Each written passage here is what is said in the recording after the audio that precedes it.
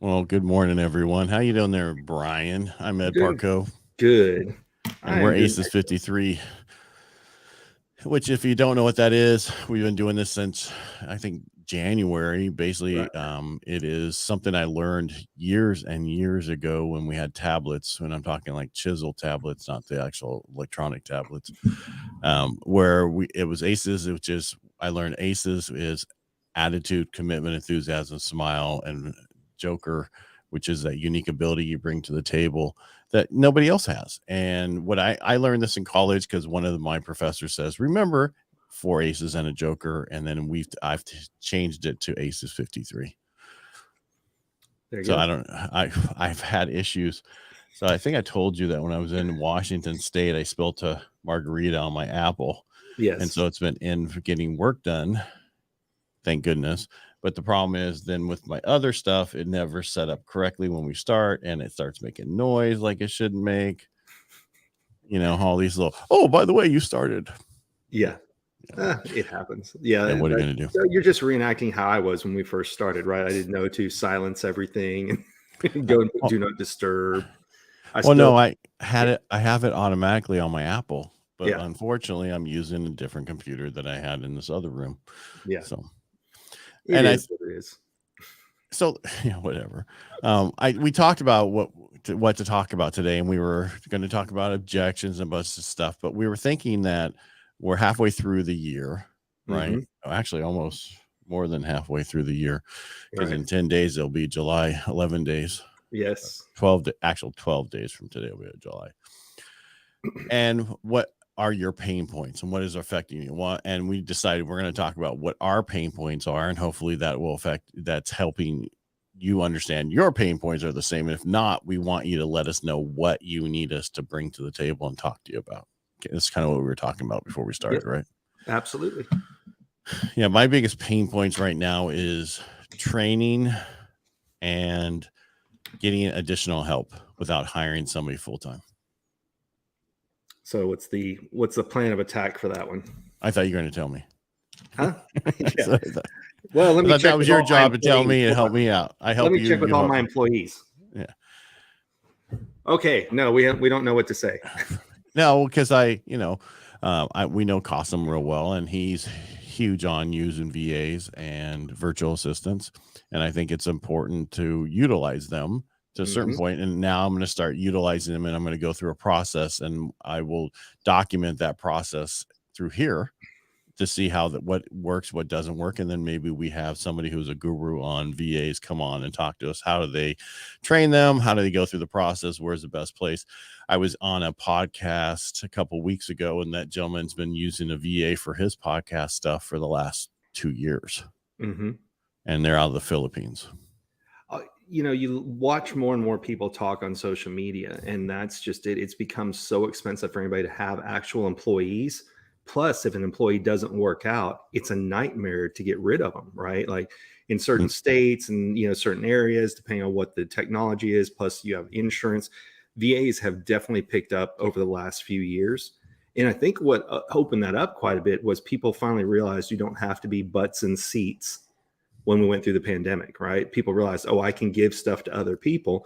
And as long as it's not credit cards, somebody's financial information, something that could ruin your business, why not? I mean, you got to go with Right. what's the most cost effective. I mean, there are companies in my industry who are though giving files for these people to process. I would never do that because that's just No. yeah, and Yeah. that is usually they're using other companies in other countries to do that, and that is I would never do that. That would be so wrong. But I could use somebody to, as we talk. I've been hit up so much lately to have more people cut up my videos, cut up my different podcasts, create short form, all the stuff that I Hmm. had a person on staff for. And I'm in California, which is a horrible place unless you're an employee. Hmm. As a business owner, they're against business owners. And they was like, why are you still there? I love the weather. Yeah. Well, it's interesting you said they're looking at all the people moving out of California, but Okay, it's companies back are, up. yeah. So if they re-looked at that number, we lost 543,000 people over a 2.5 year period. People say that's a lot of people. It is, but I think we have 40 million people in California. I just mean like here in Dallas, where I live, obviously. Yeah, I see The that. amount of corporations moving to Dallas, Yeah. not having anything to do with employees, but just corporate discounts, taxes, you name it. Mhm. We're getting a lot of people that are moving down here, but there's people who have moved from California to here, and that's one of their concerns was, oh wait, I just went from a very protected employee state to Texas, which is a right to work, which is hire and fire at will with no explanation, no anything. So it's both a pros and a cons. Matter of fact, the whole challenge with here is, does your non-compete apply if you're in a right to work state?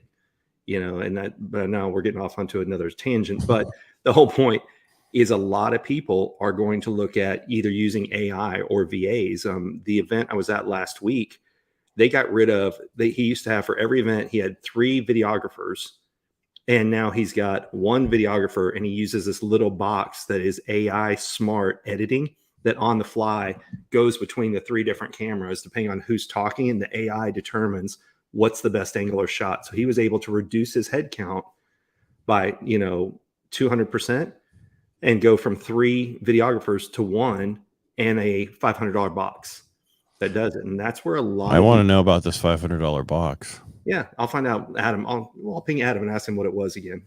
Yeah, Actually, it's in the notes I sent you. It's in the notes I sent you. Did you see? that You would don't mean I read through my actually, shit. I don't want to hear it because you're losing people because of your statements. You're just so rude to me. I know. No, because what people don't realize, started Thursday last week. I moved 5 yards of dirt by myself, which doesn't sound like a lot, but it's a lot of dirt. Right. Back and forth, wheelbarrows. Yes, I could have went to Home Depot and hired some people, got some VAs. I was going to say, how do you have a VA help you with that? Anyway, so this whole weekend was not about reading your notes. So Right. Well, I think you need to make that a priority. That should be the first thing. But back to the subject. Well, and that's another thing that pain points right now I'm having is getting everything done in my day and not working 12-hour days all the time, right? Having some time off and that, because I'm like, I'm tired of working for the weekends, right? Not that I was always, but that's basically, I work all day, you get home late. It's like, I'm tired of that. I have a pool, I have all this other stuff. It's nice weather right now. I want to enjoy every day and have that time for myself. So I need to do more stuff to make that time. And that's why I was looking at VAs, virtual assistants, to help out on a lot of the stuff. I used to have personally 4 assistants who did all my stuff for me on staff. And it gets too expensive after a while. And then we are in California a right to, what would you say? At will? Yeah. At will employment, right to work. We were, but now they've created so many things for somebody my size of a company. It's not a big deal, but if you're a big company like a Kaiser, have so many employees, it is a major deal. It's almost, and you can't even have contract people anymore in California. Well, in one of the companies in California, you can have from other states to here, but not actually in California. It's crazy. I mean, you have them, but then they're going to come back and say, no, they were employees and come after you.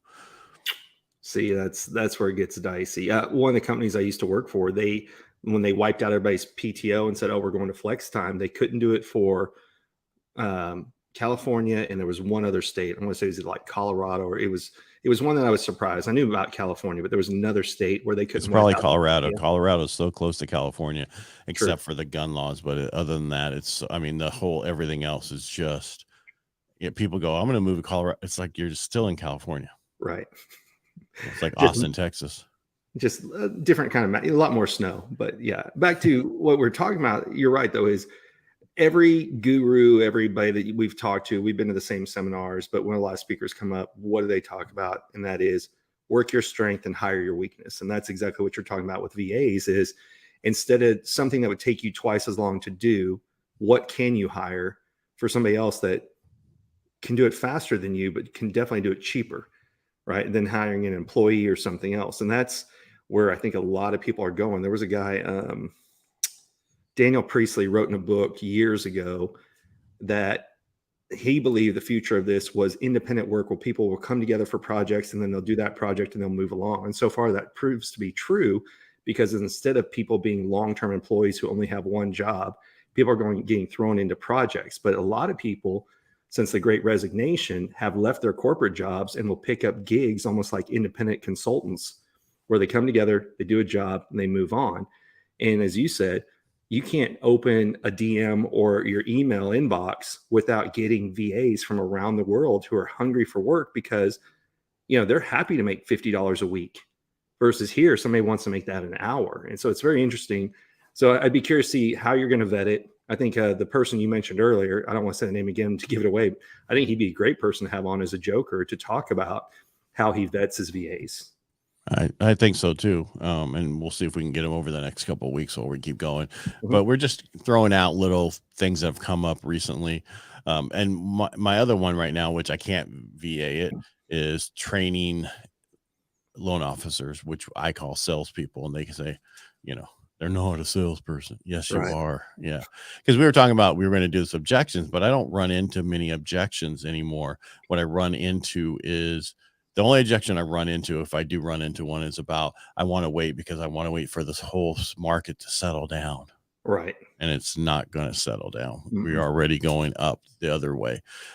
New home sales are hitting records again.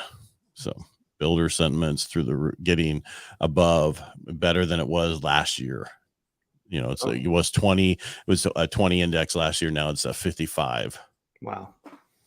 See, I wouldn't have expected that, just being outside of the industry, because I still know people who don't want to move because they want to sell their house and take their profit and run, but they don't want to move farther north to do it. So I haven't seen a lot of just in my circle of friends, people purchase recently. So that actually kind of surprises me.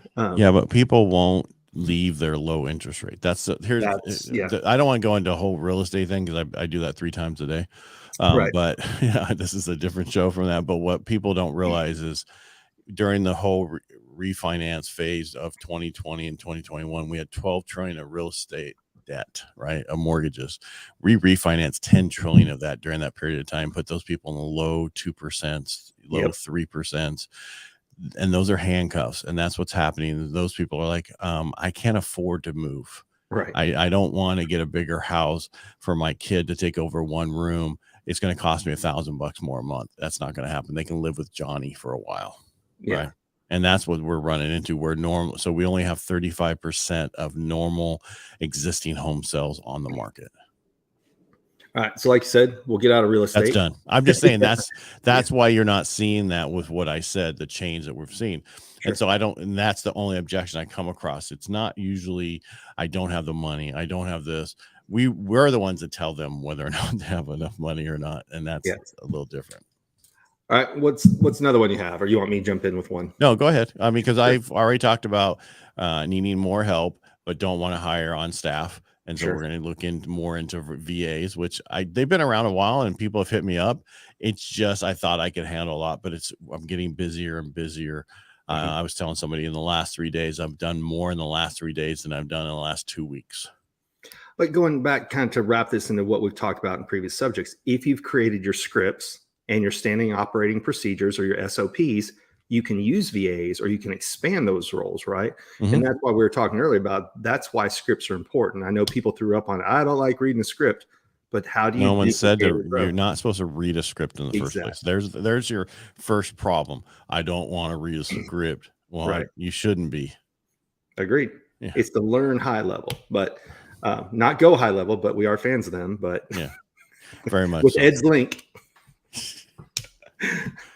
But all right, so I'll tell you one that I'm struggling with, and that is people don't know if they're going to throw live events, right? So that's obviously one of the things that I make my money on is speaking. And what people are finding is after 2021, when the world reopened again, people love to go to events. I mean, you threw an event together and there were butts in seats immediately. But now people have realized 2 things. One, they don't know if they want to invest the money. Or 2, they'll say, well, I know that so many things went virtual. I'll just wait until the event comes up. And they know in that 3 to 5 day period, it'll probably pop up saying, well, instead of coming, here's a cheaper version, but you can watch it. So unless you're going to network, then people would rather sit at home and watch via Zoom, take their laptop to Starbucks or whatever, than pay for airfare, hotel on top of a ticket. And so that's where, for me, it's getting difficult, because if there's speaking gigs, the budget isn't quite there like it used to be.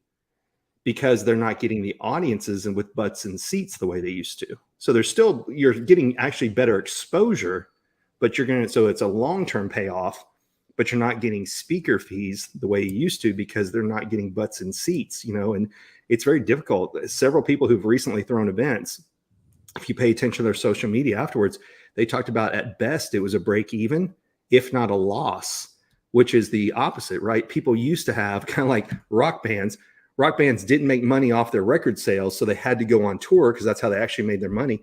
A lot of people created masterminds or did these 1 or 2 day events or 3 day events because that was a way to get a big influx of cash to sustain their business. And now it's just kind of on that fence where they're still at least breaking even and they'll have long-term payout, but it's not the immediate payout like it was before. So that's a challenge I'm running into, is lack of events, right? So I'm gonna have to figure out what other industries do I have to break into instead of the speaking world that I know you through. Right. And yeah, I get that. But I've seen that the momentum, which the last 2 events you told me about, how many was it each one? I was shocked that they didn't have that many, but I also wasn't that shocked just because I think people have less money now for events than they did. And when you're talking about investment, should I go to this? The other problem is if I'm in California and it's in Florida, I don't want to lose a day. Right. Yeah. So what I'll do is I'll do a red eye, but then I've lost that time period. And now it's just a lot of time to go there. So you were talking about, there's a lot of events in Dallas lately, which I thought was a great idea because it's so much closer. Just like for me to go to Vegas is no big deal. Dallas is a little bit longer because, I fell into Houston a few times, but I see things changing to where less people are coming to those events. And I see both sides. I want to go and network. And then I see other people who say, I don't want to go and network. Right. Even though networking is the most important. That's why the speakeasies that we've been to were so important to me, because the people in the audience, yes, they had good speakers, but the people in the audience were, I want to say, more important to me than the speakers. 100%. They were vetted people before they came in, right? So I do like the idea that they kind of vet you before you show up to the event. But then those are people to potentially do deals with or meet up with, like we mentioning Vegas. So if I go to Vegas, like you reminded me of 2 people who live there, like Courtney lives there. And then, I obviously know Brad and some other people that are out there, but it becomes, of the smaller groups is where I have the greater impact in terms of meeting and networking with people. So this past week, I saw 3 different speakeasy people, just within a week's time. And that's, of all the events I've gone to, I would say speakeasy is number 1. Number 2, maybe 10X, but that's just because it's so many thousands of people. But speakeasy people for sure. Those are the ones I talk to the most. And even like tomorrow, I'm going to a local event that was somebody I met through the Dallas Speakeasy, who she's part of another organization. So I'm going to that meeting in the morning. I'm going to a different group tomorrow night, and that's going to be another speakeasy person that's there. But, when I used to go to the 10X, where it was thousands of people, I might meet 5 to 10. But when you go to these smaller events like Greg's Prosperity Camp, Steve's Speakeasies, it seems like the smaller the room, the greater the networking impact it is, to where those people end up working together again. I mean, look at how many people Pam Pryor works with out of our group. I don't know. Yeah, quite a few. So, well, yes. She's just a CFO. What do you think? Yeah, what are you going to do? Everybody needs a CFO, right? So, especially a fractional is a great one, right? Yeah, because if you don't have a CFO, you do horribly. Yes, QuickBooks is a nice software, but it doesn't make all the right decisions. It doesn't.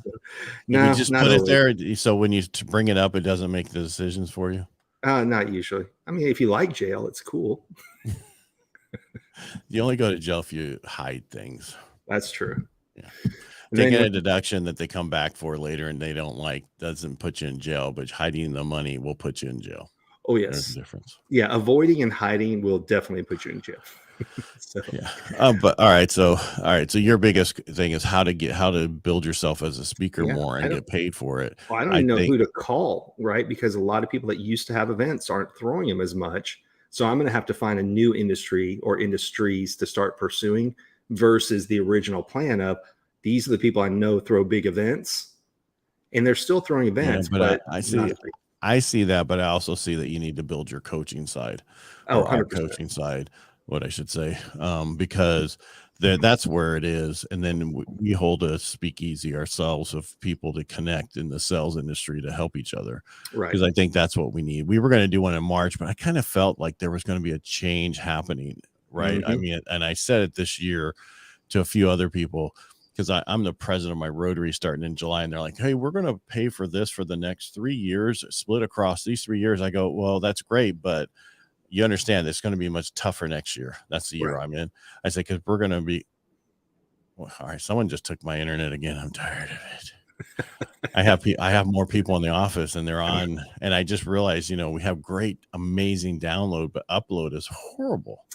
Yes. Right? Yeah. I keep saying I finally got it up on my screen over here to order the new service, because I keep saying, oh, I'm going to do it. And then my procrastination kicks in. So. Well, it's not that. For me, I called and they haven't got back to me. So I'm just going to jump over to a different service and cancel them all that I have. It's just, I'm tired of I want more upload. That's what we deal with it right now, is upload, not download. I'm not watching a ton of YouTube videos. I'm uploading YouTube videos.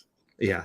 Well, you think that they would come up with a new tier, right? Like, don't pay for huge downloads, pay for huge uploads. So no, they don't want the uploads. It's easier for them to do downloads. Oh, 100%. Yeah. Well, I mean, it's a different world. I mean, most businesses aren't about the uploads. They're about the downloads. Mm-hmm. Wow. All right. So we talked about my number 2. What's yours, number 3? All right. So back up. What were your 2? Well, your number 1 was you need. No, I had 2 things. Oh, what was your second one? VAs. Right. I need virtual assistants and training my people. Oh. Time for that. Yeah. So yeah. Gotcha. And so, I mean, I'm going to reach out to a guru in my industry who's been around forever. And I actually had him on my radio show, and he would be good for us here too. But let me talk to him first and see what he recommends is a good training for them. And he's going to say, my system. Well, of course. Yeah. Well, it's not about, that's not the question really is they don't, I have a new person who's been around in the industry forever, but she doesn't know every type of loan programs and how to put things together. And that's something you learn over time. But, it's one of those things you just don't learn overnight. And a lot of people ask me questions. I go, I don't know. Right. Because I had staff. That's what my staff's for, to go search and find out. It's not for me to figure everything out. That's not my job. That's what other people are supposed to do. Wasn't that the famous Henry Ford story where he had a box with buttons all over it? And whenever he wanted to know something, he would just press the button for somebody to come into the room. He's like, I don't need to know it all. I just need to know who knows the answer. Right. And that's how it always is. You need to know where to go. Right. Yeah. And your clients don't mind that you don't know the answer, as long as you tell them the truth and then say, let me go find out and I'll get back to you. That's probably the biggest change for me personally growing up. Is it used to be hoard your knowledge. That's the most important thing, because then they can never get rid of you. If you hoard your knowledge, and it seems like it's the total 180 from that today, which is the more knowledge you retain, you're not helping out the company, you're not helping out other people. And all it does is it forces more work on you, versus like all the, it used to be, oh, I won't give away any information until you buy my product. Now most people give it away, and it brings people closer to them. Then they buy products later on. Versus before, it was the hoard the knowledge, and the only way you'll ever find out the information is to buy my course. Right. So well, now they give away that little thing up front, and then as you're going through the thing, well, by the way, if you want to add on this to this, and then by the way, we have this not only for this, the stack, and just keep the stack going. And actually, somebody that we know has been doing a really good job at pushing that stuff of theirs out. Yes, using that stuff, using the software that we like. Yes, they have. Which, speaking of which, we need to have him back on again once we find a good subject for him. Yeah. Well, once if he still has his fingers. Oh, no, I was actually talking about Alex, but yes. Oh, I'm sorry. That guy. Yeah. I was talking about the other guy. Oh, the one that runs with scissors, but tries to blame it on a pizza accident. I can ride motorcycles, but I can't cut pizza. Yeah. That's right. Yeah. I can cut my finger though. Usually dull knives cut that deep. Yeah. Sharp knives. It did look pretty bad though. Just put a little dirt on it. It's probably his middle finger, just so you can show everyone, right? Do like we did with kids. Put some dirt on it. You'll be fine. Yeah. Yeah. It's fine. If not, just If it doesn't fall off, you'll survive. Yeah. Exactly. But yeah, I just, yeah, okay, we'll have Alex. That's what you were talking about, having them Yeah. back on. Yeah, that's fine, because there are probably new changes to it. But and then because I switched, so I've had a lot of changes recently in my company where I switched software. For I was using a certain software for 20 some years, and it never changed. And you know, we went over to one years and years ago, and then came back to it, and I switched to a totally different one because I can use it on any iPad, phone, whatever. With my other one, to get to that point, it was ridiculously expensive, Right. where this other software wasn't.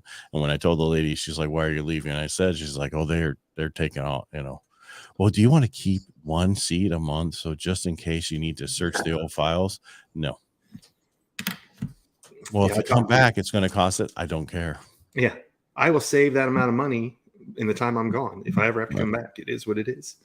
Yeah. But and also the other thing is, I've been watching a lot of stuff lately about how people are doing things differently in companies and this and what they're doing for the people. And it's letting me look at, okay, what should I do? And, you know, I watched a lot of the old shows from like the 90s, and I know super old, in 2000, and repeat them and then see what the difference was back then versus now, just so I can see the difference, like in law offices and certain things, and like a certain things they were talking about. And I'm like, I can see how that could work today.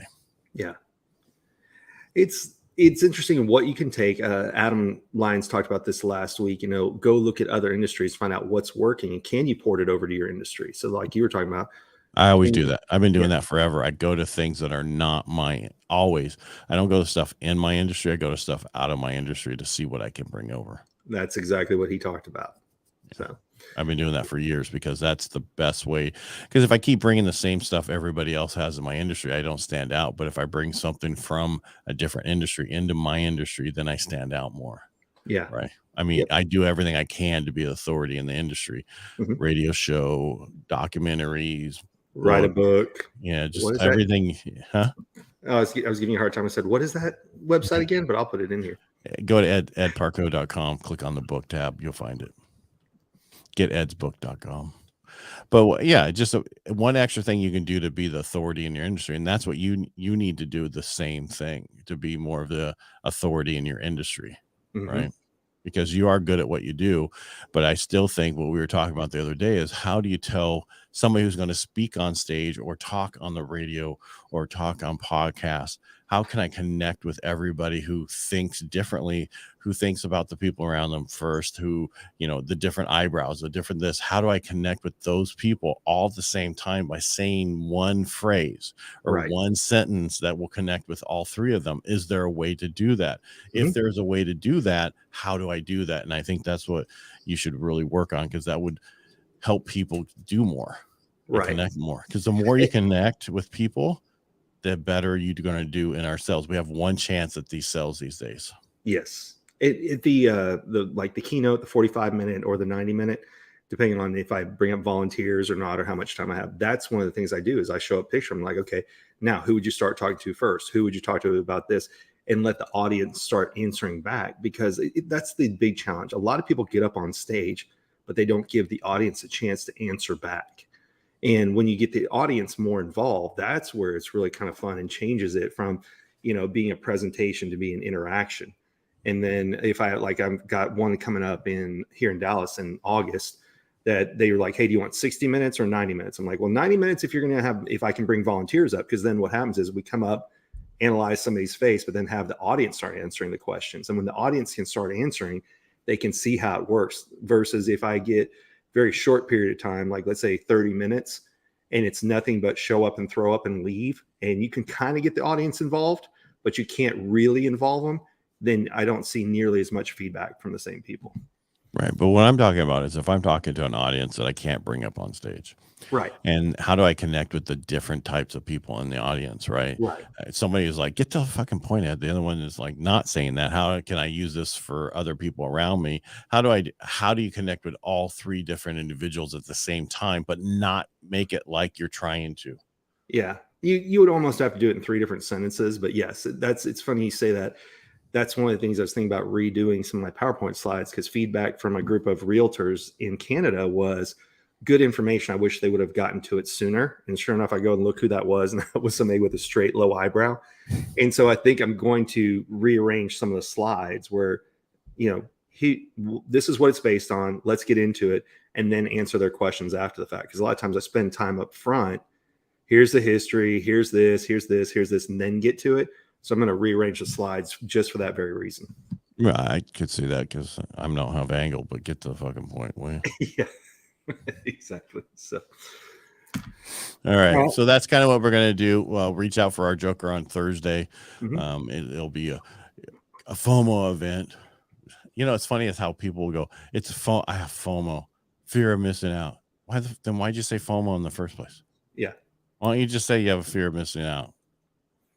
Because people are lazy. We like acronyms like LOL. I know, but but that's fine. Do the acronym, but then don't say what it is afterwards. Right. That's what I'm talking about. Yes. I suffer from that. This is totally off subject, but my favorite thing, if I'm at home and I'm not doing anything, is if it's a Friday or Saturday, I go to EarthCam, the app, and you can check on like what's going on in New Orleans, what's going on in Miami, what's going on in New York. And of course, me, New Orleans is one of my favorite cities. So I'll just see what's going on Bourbon Street. Oh yeah, there's a Cat's Meow balcony cam. Then you can watch people doing karaoke. It's like being out in public, but being on your couch at the same time. It's kind of fun. Okay. You got to do it sometime. You got to check it out sometime. Will not happen. Won't happen. Are you too busy moving dirt? You like you and your wheelbarrow? More. If I want to look at what's going on, I'll just look at my cameras at my property. There you go. So, all right. So we'll be back on Thursday with a Joker. Yes, we will. I want to thank you for being here. I want to thank you, Brian, for being here. I really appreciate you doing this with me. Thank you, Ed. It's been fun. 6 months. Who would have known we'd still be here? Who would have thunk it? All right, everybody, make it a great day. If you like what we do here, the easiest way to support us is just go to our YouTube channel to subscribe, and that's Aces53. And also, I have Ed Parcaut, and Brian has Subtle Skills. Make it a great day. Bye, y'all.